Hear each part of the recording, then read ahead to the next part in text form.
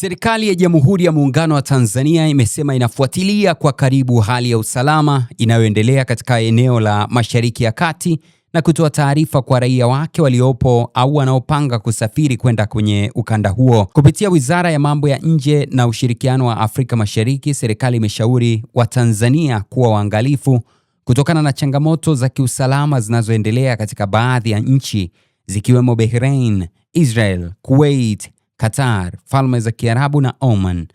Raia wameshauriwa kuepuka safari zisizo za lazima au kutoka Mashariki ya Kati kwa kipindi hiki, kubaki majumbani inapowezekana, kufuata maelekezo ya mamlaka za maeneo husika, kuepuka maeneo yenye shughuli za kijeshi au kiusalama na kutumia njia rasmi za mawasiliano. Pia wametakiwa kuhifadhi nyaraka muhimu kama vile passport mahala salama tayari kwa dharura. Serikali imeeleza kuwa katika mazingira kama haya, usaidizi wa kibalozi ana kwa ana unaweza kuwa na mipaka kulingana na hali halisi ya usalama.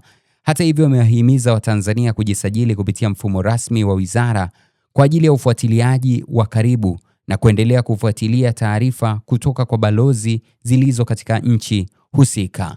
Mimi ni Boniface Allen.